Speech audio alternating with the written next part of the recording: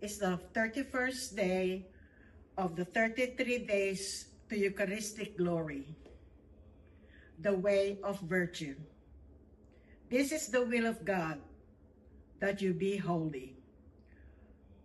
1 Thessalonians chapter 4, verse 3.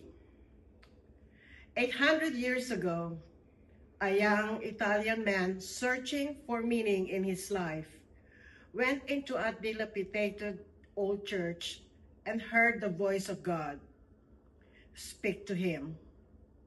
Rebuild my church.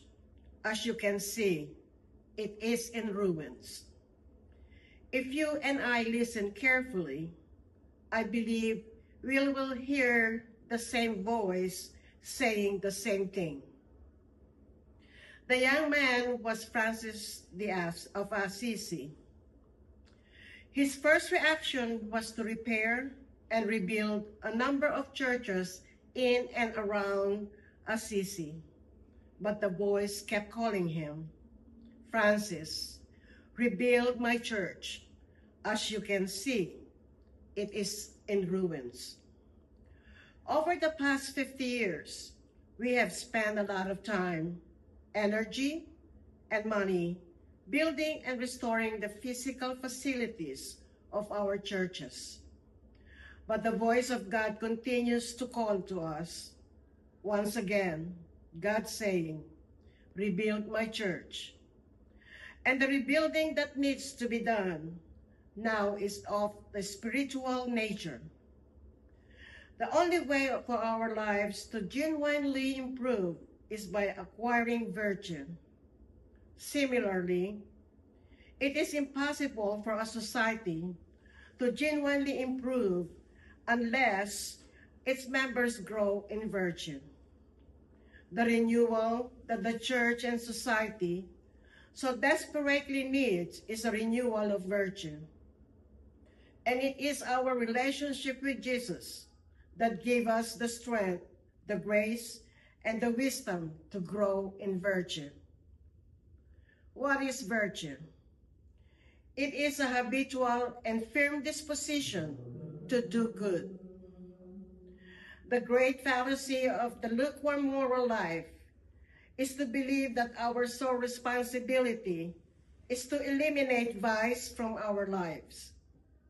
In the absence of a sincere and focused effort to grow in virtue and an openness to God's will for our lives, vice will creep into our lives in the form of 100 different self-centered and self-destructive habits. No man or woman is born virtuous. Good habits are not infused. Virtue must be sought out and can be acquired only by continual practice. You learn to ride a bicycle by riding a bicycle. You learn to play baseball by playing baseball. You learn to be patient by practicing patience. You become virtuous by practicing virtue. For thousands of years, politicians, philosophers, and priests have all argued about the best way to organize society. Many organizing concepts, including duty, obligation, law, force, obedience, tyranny, and greed, have been employed throughout history by various societies and organizations. But what is the ultimate organizing principle? It is virtue. Two virtuous people will always have a better relationship than two people without virtue. Two patient people who will always have a better relationship than two impatient people. Two kind and generous people will have a better relationship than two selfish people. Two humble people will always have a better relationship than two proud people. Not sometimes, but every single time. And the world is just an extension of your relationship with me and my relationship with you. If we are both striving to live virtuous lives, our relationship will prosper. But when we give up our striving for virtue, our relationship will disintegrate. Virtue leads to better people, better living, better relationships, and a better world. In humanity is to flourish in the 21st century. It will be because we realize once and for all that the key organizing concept of a truly great civilization is virtue. The connection between virtue and the flourishing of an individual is unquestionable. To live a life of virtue is to move beyond the restlessness and chaos that agonize the human heart and embrace a life of order and coherence. The Church has always proclaimed that the seven foundational virtues are the cornerstone of moral life. This foundation is made up of the supernatural virtues, which are faith, hope, and love, and the four cardinal virtues, prudence, justice, temperance, and fortitude. The supernatural virtue free us from self-centeredness, protect us from the ultimate vice, pride, and dispose us to live in relationship with God. The cardinal virtues, which are sometimes referred to as the human virtues, allow us to acquire the self-mastery necessary to make us free and capable of love. They do this by ordering our passions and guiding our conduct in accordance with faith and reason. The only way for our lives to genuinely improve is acquiring virtue. To grow in virtue is to improve as a human being, to become a better person today than I was yesterday. This is accomplishment. Ernest Hemingway observed, "There is nothing noble in being superior to your fellow man. True nobility is being superior to your former self." Virtue is central to the growth of a Christian.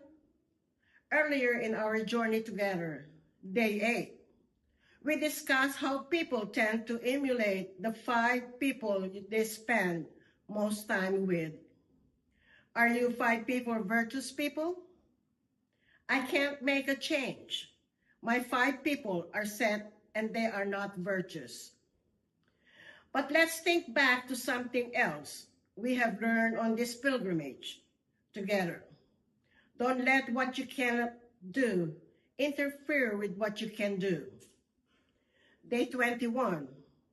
The devil wants you to focus on what's not possible.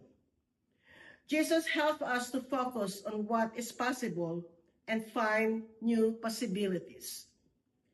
Maybe the people around you have no interest in virtue, but I look across my bookshelves and I see plenty of virtuous people you can spend time with.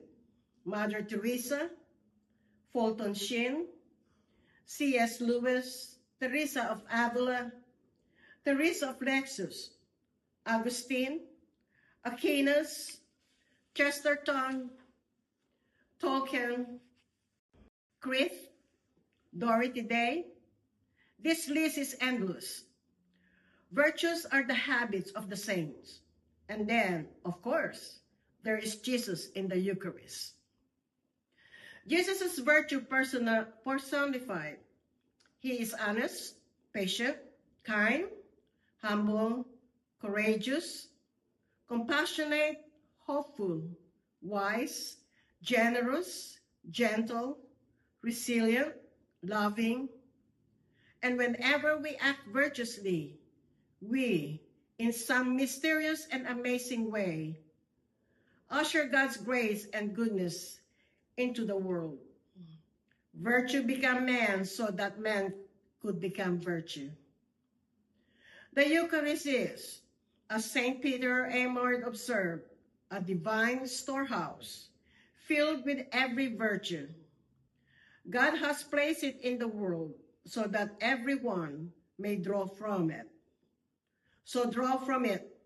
Spend time with Jesus in the Eucharist, and draw from that storehouse abundantly and often. Trust, surrender, believe, receive.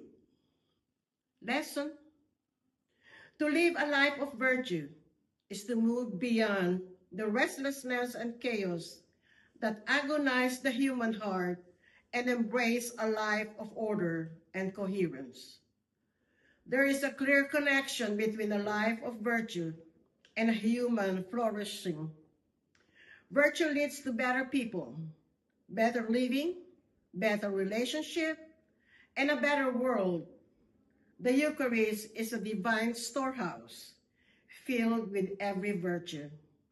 The more time you spend with Jesus in the Eucharist, the more abundantly we can draw virtue from the storehouse. Virtue of the day: generosity. The virtue of generosity mirrors the abundance of God's generosity. Give something away every day.